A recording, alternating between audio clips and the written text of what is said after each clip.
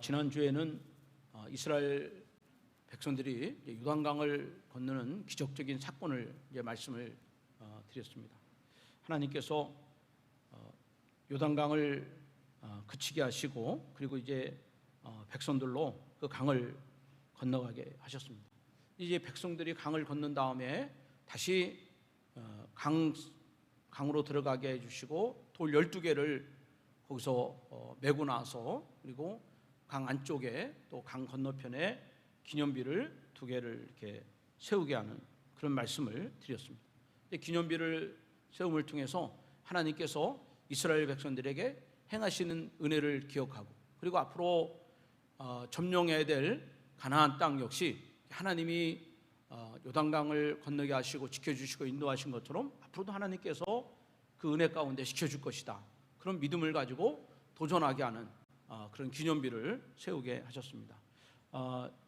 이제 우리 한 사람 한 사람이 우리가 믿음으로 살아갈 때 여러분들이 장차 이 땅을 떠난 다음에 여러분들은 이 전주제일교회 어떤 분은 기도의 기념비로 남으시길 바라고 어떤 분은 말씀의 기념비로 남으시길 바라고 또 어떤 분은 충성의 기념비로 남으심으로 말미암아 그 다음 세대들에게 그런 신앙의 귀감이 되는 여러분들이 되기를 바랍니다. 또 여러분들 자녀들 가운데 여러분 자녀들 가운데 또 하나님이 함께하여 주셔서 우리 부모님은 믿음의 길을 걸어오셨고 믿음의 유산을 우리들에게 남겨주셨다는 그런 믿음의 기념비로 저와 여러분들이 다 서 있는 그런 은혜가 있기를 바랍니다.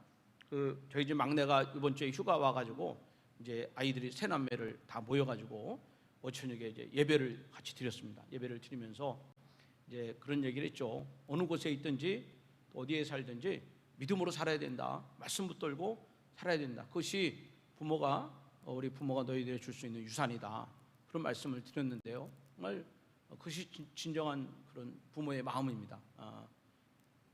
세상 주관자가 하나님이 되신 걸 믿고 우리의 인생의 경영자가 하나님이 되심을 믿고 그 하나님을 붙들고 믿음으로 나갈 때 반드시 세상에 승리하는 하나님의 사람들이 될 수가 있습니다. 오늘 본문에서는요 이스라엘 백성들이 요단강을 건넌 다음의 이야기인데 그 200만 명이나 되는 이스라엘 백성들이 요단강을 건넜다는 것은 이거는 정말 세계 신문에 나올 정도로 세계 뉴스가 되는 거죠. 어떻게 이것이 가능하겠는가? 그러니까 가나안 사람들조차도 이스라엘 백성들이 그 많은 사람들이 요단강을 건널 거라는 것은 상상도 못했을 거예요. 근데 그게 실제로 이루어진 겁니다. 정말 이스라엘 백성들이 요단강을 걸어서 건넜다는 거 이건 정말 꿈에서도 이룰 수 없는 그런 일들이 실제로 벌어지게 되고 그 일이 있고 나서 가나안 사람들이 다 두려움에 떨기 시작했어요. 그 이스라엘 백성들과 그들의 그 하나님을 보면서 우린 저 이스라엘 백성들을 우리가 감당할 수 없겠구나, 이길 수 없겠구나. 다 성문을 다 걸어 잠그고요. 백성들이 정신을 잃을 정도로 그렇게 간담이 다 녹은 상태 속에서 두려워하고 있었다. 이제 이 이야기를 하고 있는 것입니다. 반면에 이스라엘 백성들은 그 사기가 하늘을 찌르듯이 높은 거예요. 자, 요단강이 건너면서 그 가운데를 걸었으니까 이제는 무서울 게 없는 거예요. 요단강을 건넜으니까 어떤 가나안 거민들을 만나도 다 이길 수 있다는 그런 자신감을 가지고 말이죠. 그들이 막 그 마음이 부풀은 상태 속에서 앞으로 전진하는 거예요. 그런데 그 가운데 오늘 말씀해 보면 하나님께서 이스라엘 백성들이 가는 길을 딱 스톱을 시키는 거예요. 멈추라는 거예요. 더 앞으로 가지 못하게 하는 것입니다. 지금 가야 되는데 이 기분으로 이 마음으로 그리고 나가야 되는데 하나님이 백성들이 가는 길을 멈추십니다. 그리고 나서 오늘 2절에 보면 이런 말씀을 하고 있습니다. 2절 말씀에 보면 그때 여호와께서 여호수아에게 이르시되 너는 부싯돌로 칼을 만들어 이스라엘 자손들에게 다시 할례를 행하라. 그렇게 말씀했어요. 그럼 지금 부지런히 달려가서 전쟁을 해야 되는데 하나님은 그보다 더 중요한 게 있다는 거예요. 그게 뭐냐? 할례를 행하라. 이제 할례는요, 여자분들은 이 할례 잘 모르시잖아요. 이 할례는 오늘날 치면 남자들 포경 수술하는 것과 같아요. 포경 수술. 뭐 요즘이야 뭐 이게 포경 수술하는 게 뭐가 어렵겠어요.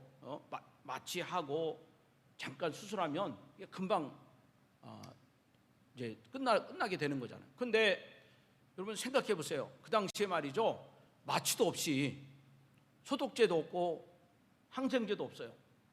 그리고 거기 돌을 가지고, 그리고 그 남자의 생식기 끝을 돌 가지고 그를 잘라내는 거예요. 야, 이건 정말 상상도 못하는 그런 아픔이죠. 고통입니다. 그 일을 지금 하라는 거예요. 이게 얼마나 힘든 일인가.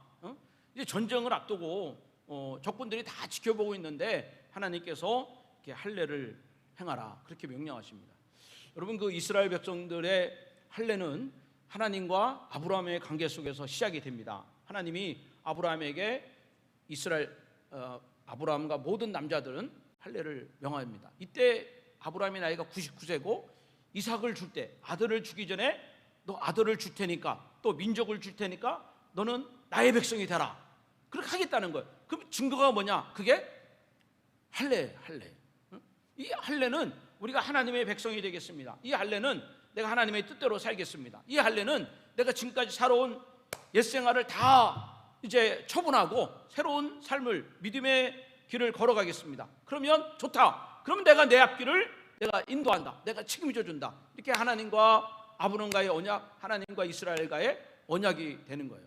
그러니까 하나님은 지금 말이죠, 가나안을 정복하는 것보다, 여리고를 정복하는 것보다, 그 땅을 분배하는 것보다 제일 중요한 것은 이전에 행하던 일들을 다 끊어버리고, 이전에 붙잡혀 있는 이런 모든 부정함과 제약됨과 불평과 원망을 할례하듯이 다 끊어버리고 내가 하나님의 말씀으로 살겠느냐, 이거를 지금 물어보는 거예요. 거기 사인하라는 거예요. 사인.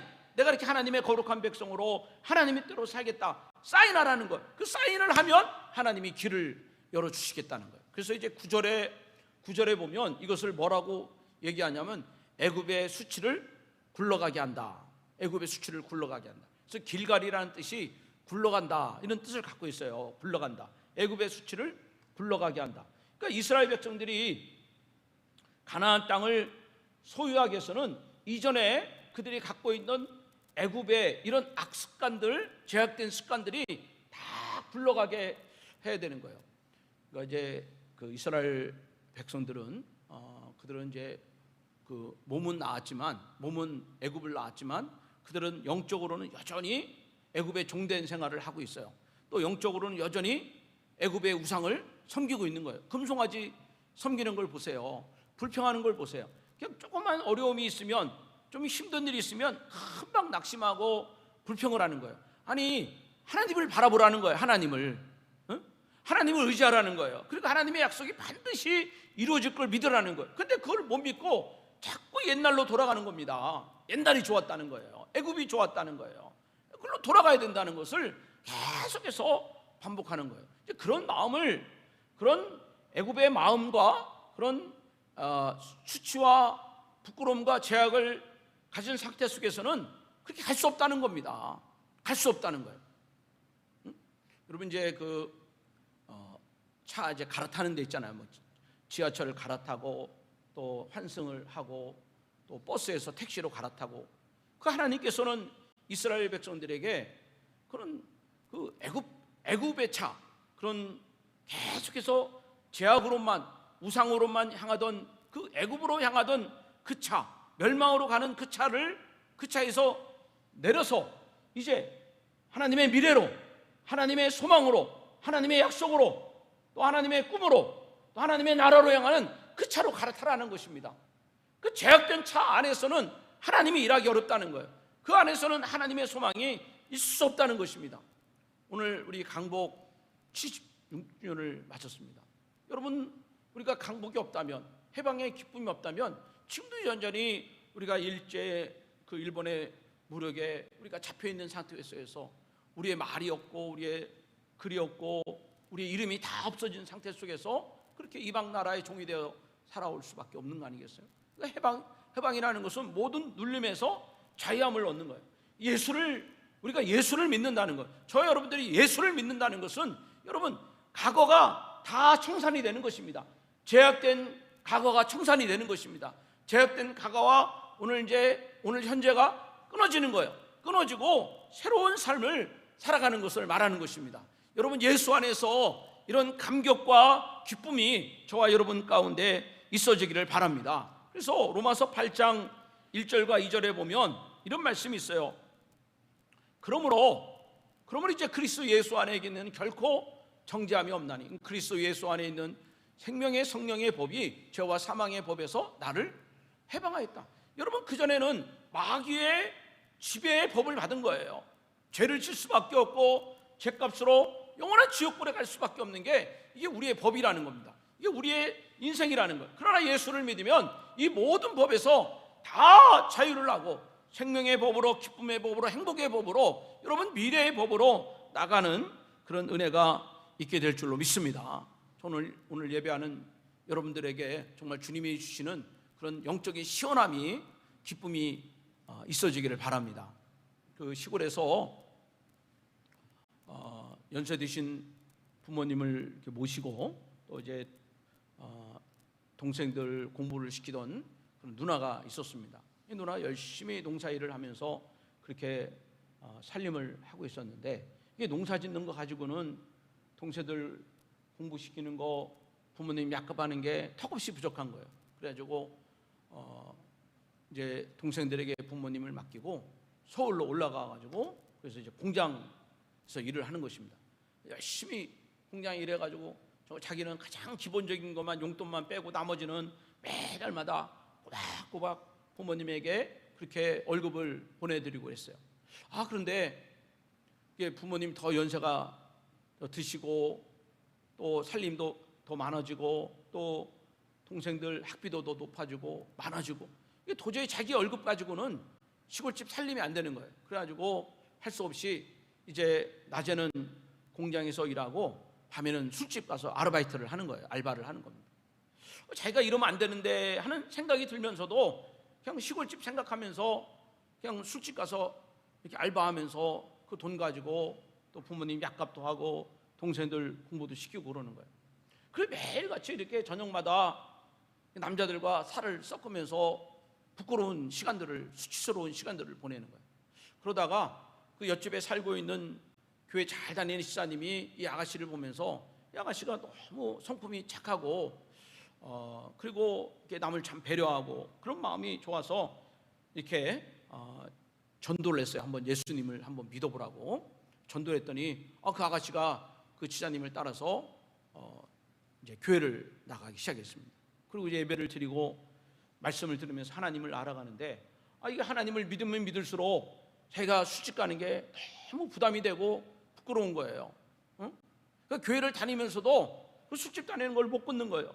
계속 그렇게 다니는데, 근데 감사하게도 교회에서 또 여러 주변의 분들이 도움을 주셔서 이제 술집 나가는 걸 끊고, 그리고 작은 가게를 이제 자기 이름으로 운영을 해가게 되는 거예요. 이제 그러면서 이렇게 새로운 생활을 시작을 하게 되는데, 마침 그 교회 어떤 청년이 그 자매를 보면서 참 마음이 들어하는 거예요. 마음이 들어하는 거예요. 이 청년은 이름 있는 대학을 나오고 또 안정된 직장을 가졌는데 그 아가씨가 너무 좋은 거예요. 그래서 몇 개월을 교제를 하다가, 그리고 청년이 자매에게 청혼을 했습니다.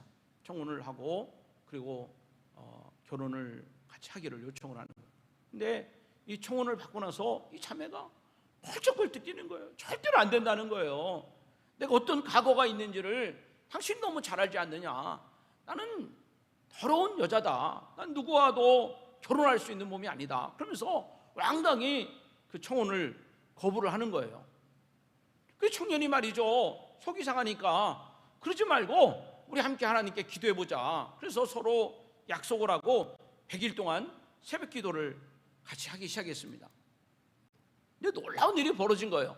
100일째 새벽 기도를 하는 날 이 형제와 자매에게 말이죠, 하나님이 똑같은 말씀을 주셨는데 그 말씀이 고린도후서 5장 17절, 이 말씀을 하나님이 주신 겁니다. 한번 여러분 읽어보세요. 5장 17절 시작. 누구든지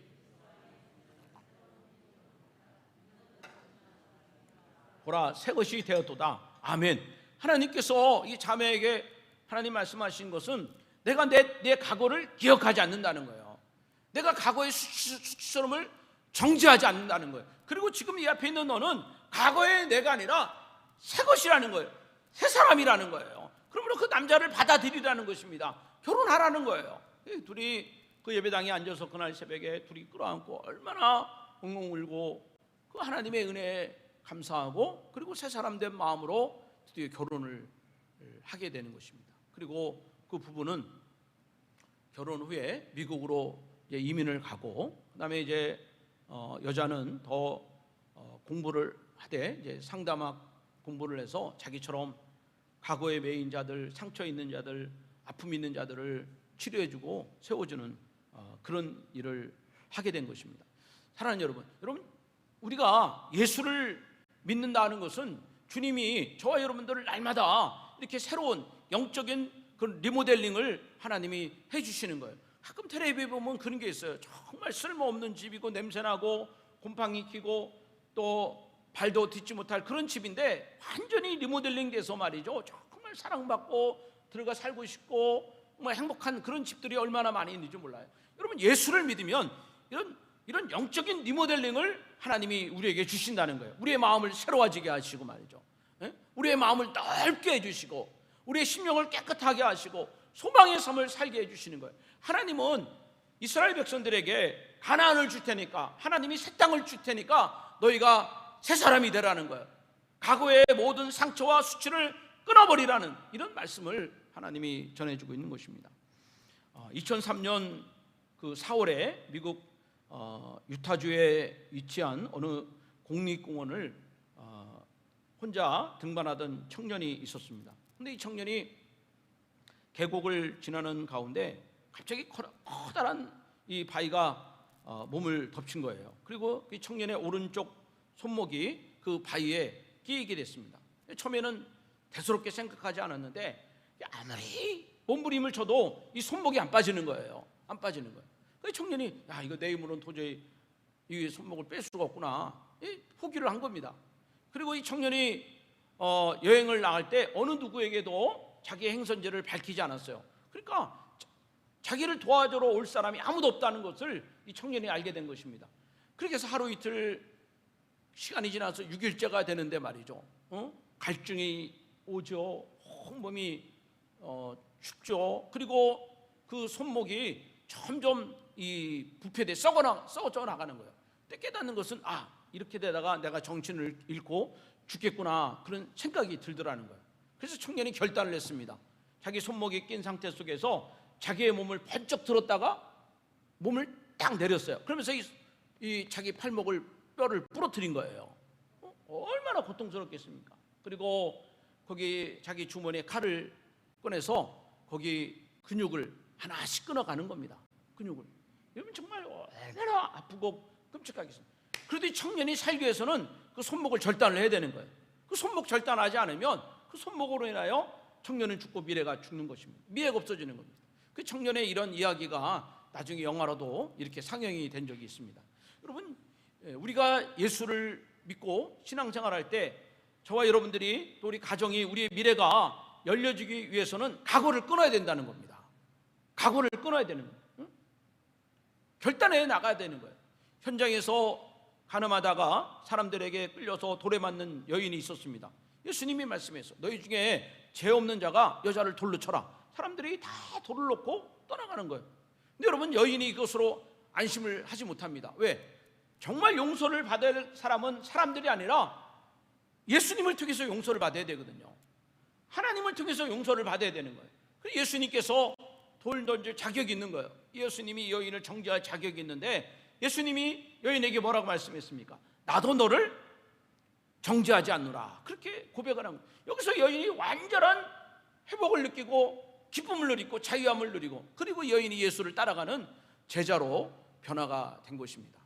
여러분, 사랑하는 여러분, 우리 전주교회 모든 믿음의 여러분, 저 여러분들이 믿음의 길이 어제까지 어떤 인생을 걸어왔든지 간에 오늘 예수를 믿고 오늘 예수 그리스도를 내 안에 모시고 여러분의 가는 길과 여러분의 미래와 여러분의 생각이 달라지는 그런 놀라운 축복이 여러분 가운데 있기를 바랍니다.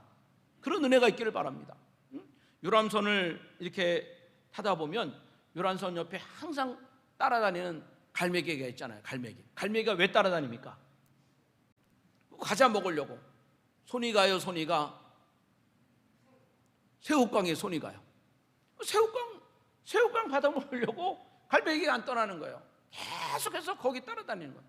여러분, 갈매기는 새우깡을 받아 먹을 수는 있을지 모르겠지만 그것으로 하여 더 높이 날아가지 못하는 거예요. 더 높이 날아가지 못해요. 우리가 세상 기쁨, 세상 즐거움, 세상 만족, 세상 욕심은 얻을 수 있지만 그러나 우리는 이것으로 인하여 더 높은 믿음의 성숙을 이루지 못하는 거예요. 더 놀라운 하나님의 나라를 만들어가지 못하고 더 놀라운 하나님의 비전 가운데 우리가 나아가지 못하는 것입니다. 끊을 걸 끊어버리고, 과거의 생활을 끊어버리고, 내 연약함을 끊어버리고 우리는 하나님과 사람 앞에 쓰임받는 믿음의 사람으로 저와 여러분 올라가야 될 줄로 믿습니다. 이 성경을 보면 가가가 없는 사람이 없고 수치가 없는 사람이 없어요. 아브라함을 보면요, 아브라함은 자기가 살려고 자기 아내 사라를 앞에 세워놓고 오빠라고 그래봐. 오빠. 응? 여보, 어떻게 남편을 오빠라고? 괜찮아, 오빠라고 해봐. 오빠. 그걸 연습시켰어요. 오빠. 응? 오빠. 그거 왜 그럴까요? 이방 나라 왕이 사라를 마음속에 품는 거예요. 그리고 사라를 자기 집에 데려오기 위해서 아브라함을 죽이려는 거예요. 그러니까 아브라함이 살 길은 뭐냐? 자기가 사라의 남편이 아니라 뭐요? 오빠가 되면 사는 거예요. 오빠라고 그래. 오빠. 이런 남자가 어디 있습니까? 이런 남편이 어디 있습니까? 믿음의 조상이라고 그러고요, 복의 근원이라고 그러는데 실질적으로는 자기 아내 지키지 못하는 정말 찌질한 남자가 아브라함이에요. 자기 살려고 자기 아내를 다른 남자 품에 안기고 그리고 그것을 멀리서 구멍 뚫고 쳐다보는 남자가 아브라함이라는 거예요. 과거의 수치가 있는 남자예요. 사라가 이혼 안 해준 거 정말 감사한 거예요. 어떻게 이럴 수가 있냐 말이죠. 여러분, 다윗 보십시오. 다윗에게는 큰 수치가 있습니다. 자기는 결혼한 온미들과 하고, 여러분 어떻게 해요? 남자가 있는 여자를 자기 침상에 데려다가 관계를 맺고, 그리고 그 남자를 전쟁터에 보내서 총알바지 대에서 죽게 하는 거예요. 정말 이런 과거의 수치가 있는 사람들입니다. 그럼에도 불구하고 여러분, 하나님께서는 그들을 믿음의 사람들로, 믿음의 왕으로, 믿음의 조상으로 세우시는 이유가 뭐냐? 과거를 묻지 않기 때문에 그렇다는 거예요. 하나님은 과거에 매여 있지 않기 때문에 그렇다는 거예요. 하나님은 다시 하나님을 바라보고 하나님의 일원을 바라보고 말씀을 바라보면서 다시 일어나기를 원하시는 것입니다. 저도 과거가 있는 남자입니다. 저에게도 저도 과거가 있는 남자입니다. 저에게도 수치가 있고 부끄러움이 있는 남자입니다. 제가 신학을 하고 목회를 하고 지금까지 살아왔지만 제가 하나님 앞에 정말 기쁨으로 감사함으로 하나님께 영광을 돌리기보다는 고개 들지 못하고 정말 죄책감의 연약함 가운데 하나님 앞에 담대히 서지 못할 때가 얼마나 많이 있는지 몰라요. 수많은 날들을 방황 속에서 하나님의 기쁨이 되지 못하고 어둠 속에서 방황하며 세상의 욕정을 따라, 세상의 기쁨을 따라 살려고 그렇게 방황하던 시절이 얼마나 많이 있는지 몰라요. 여러분, 그럼에도 불구하고 오늘날 이 자리에 설 수 있었던 것은, 그렇게 하나님 앞에 부끄러움과 수치가 있어도 하나님은 한 번도 나를 떠난 적이 없다는 거예요. 나는 하나님을 향하여 등을 돌렸지만 하나님은 항상 눈물로 나를 바라보고 계시고, 하나님은 수치와 부끄러움 가운데서도 하나님은 그 가운데도 배고픈 자식에게 숟가락으로 밥을 먹이듯이 하나님은 저에게 말씀을 주신 거예요.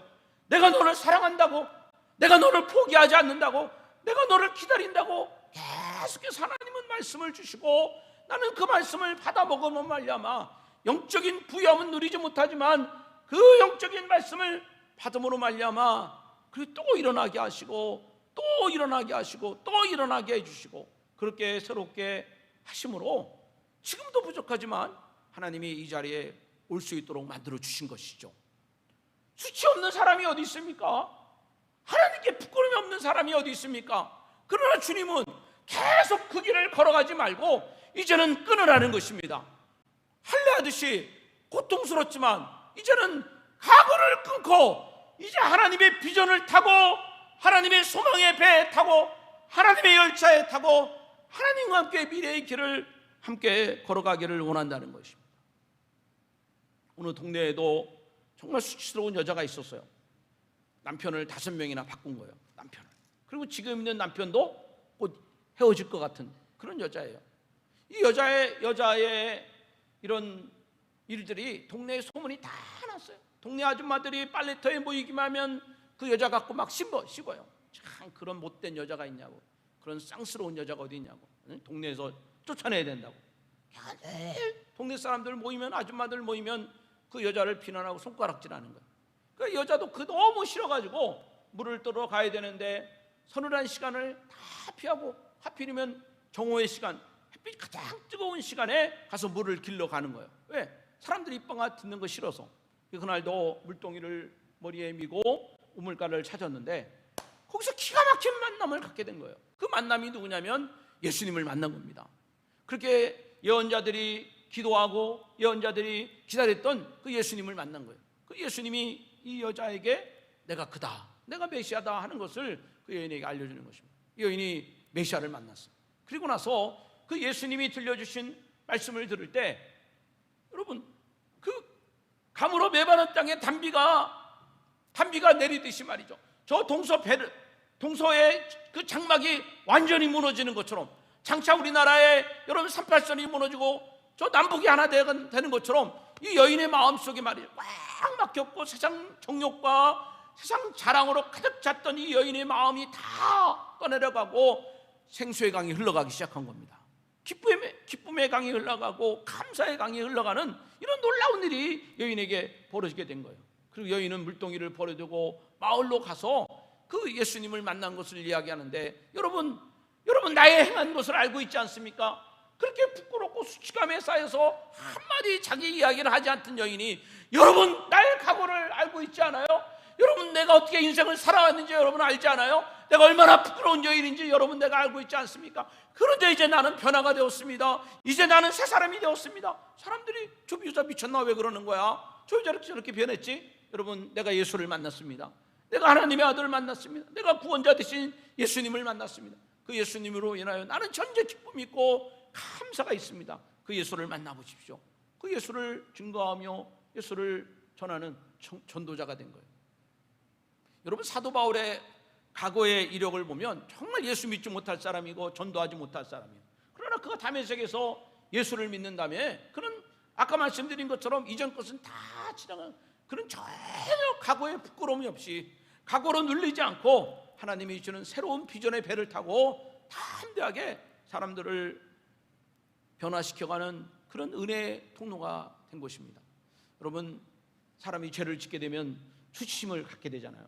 가끔 범죄자들을 이제 포토라인에 찍게 되면 어떻게 됩니까? 그 범죄자들이 사람들에게 자기가 드러날 것을 너무나 두려워하는 거예요. 모자를 꼭 뒤집어 씌고 마스크를 쓰고 선글라스를 또 끼고 옷깃을 딱 여밀고 고개를 딱 숙인 채 드러내지 않는 거예요. 자기를 드러내지 않는 것입니다. 이게 범죄자의 모습이에요. 아담과 하와가 하나님이 그만 선악과를 먹고 나서 그의 마음속에 수치심이 온 거예요. 하나님 보기가 두려운 것입니다. 그리고 옆에 있는 무화과 나무로 자기의 모습을 가렸는데 그게 가려지지 않는 거예요. 햇빛이 비치면 또 부스러지고 햇빛 비치면 부스러지고 그게 안 되는 거예요. 여러분, 내 각오를 감추어 보려고 합니다. 내 각오를 이겨보려고 합니다. 그게 안 되는 거예요. 부스러기처럼 또 제가 또 나타나는 거예요. 또 제가 또 나타나는 것입니다. 또 제 종에 끌려가는 그런 삶을 내가 살게 되는 것입니다. 그것으로서는 나를 이길 수 없어요. 그런데 우리 하나님께서 아담과 하와가 에덴 동산을 떠날 때 가죽옷을 지어 입힌 거예요. 이거 하나님께서 손수 양을 잡고 그리고 양의 몸은 양에 있는 모든 피를 다 빼내고 그걸 가죽을 밤새도록 두드려 패가지고 하나님께서 제단을 하고 그리고 그들에게 가죽옷을 입히고 그리고 보낸 것입니다. 여러분, 말은 안 했지만 이 가죽옷은 하나님의 사랑을 얘기하는 거예요. 비록 죄를 졌지만 내가 너를 사랑한다. 이 가죽옷을 보면서 내가 너를 포기하지 않는다. 이 가죽을 보면서 하나님이 나를 기다리고 있다. 하나님이 내게 긍휼을 베풀어 줬다는 것을 깨닫게 되는 거예요. 오늘 여러분, 저와 여러분의 가죽옷은 바로 예수님의 십자가입니다. 예수님의 십자가예요. 왜 우리가 죄와 사망에서 담대할 수 있고 우리가 모든 수치와 부끄러움을 이길 수 있는가? 이미 예수님이 십자가에서 우리의 모든 죄와 허물을 다 감당하셨기 때문에 그렇습니다. 때문에 저와 여러분들이 예수 그리스도를 내 마음속에 모시는 순간에 그 주님이 내 모든 과거의 죄를 생각나지 않게 해주시는 거예요. 내 수치스러움과 부끄러움이 생각나지 않게 하고 오히려 그것을 다 고백하게 하시고, 그리고 절대로 이런 애굽의 수치가 반복되지 않도록 하나님은 우리의 삶을 만들어 주시는 것입니다. 올림픽이 폐막이 됐습니다.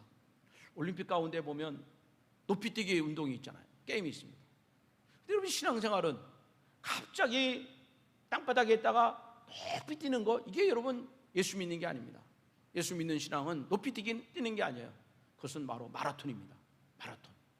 힘들지만 어렵지만 어제 그렇게 믿음의 길을 걸었듯이 오늘도 그렇게 신실하게 믿음의 길을 걸어가는, 오늘 그렇게 믿음의 길을 걸었다면 내일도 그렇게 신실하게 믿음의 길을 걸어가면서 주님을 마음속에 모시고 그렇게 한결같이 믿음의 길을 걸어가는 거예요. 그때 여러분, 가나안의 6가지 육부족이 있고 아직 땅을 정복할 땅이 있지만 하나님은 비록 요단강의 기적은 없을지라도 그렇게 말씀을 붙들고 신실하게 걸어가는 자들에게 하나님이 함께하여 주시사 이기게 해주시고 승리하게 하시고 그 땅을 차지할 수 있도록 은혜를 베풀어 주시는 것입니다.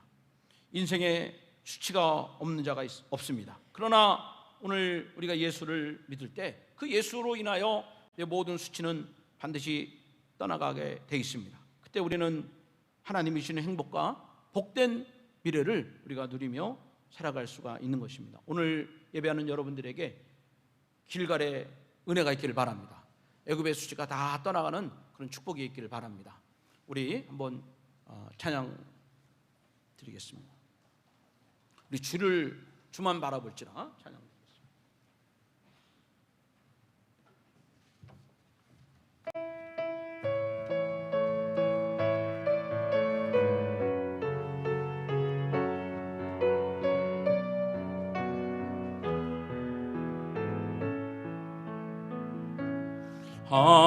하나님의 사랑을 사랑하는 자,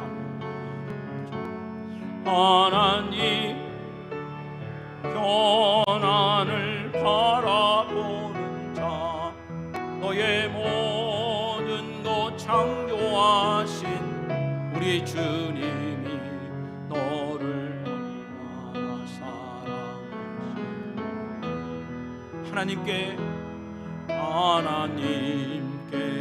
찬양과 경배하는 자, 하나님의 선하심을 닮아가는 자, 너의 모든 것 창조하신 우리 주님이 너를 찬양하시니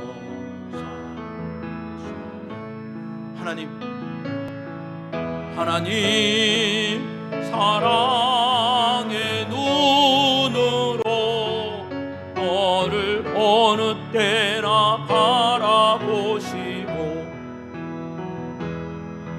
하나님 인자한 귀로서 언제나 너에게 기울이시니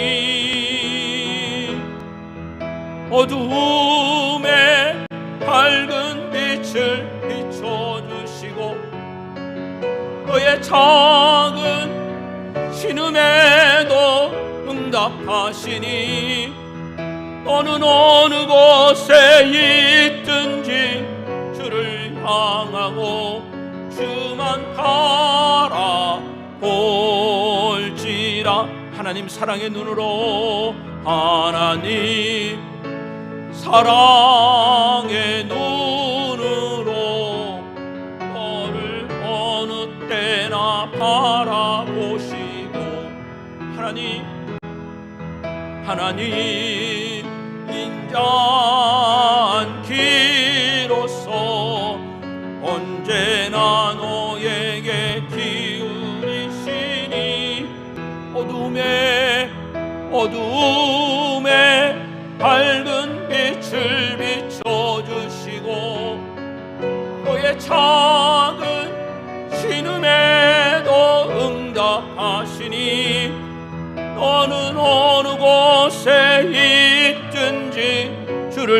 향하고 주만 바라볼지라. 주만 바라볼지라.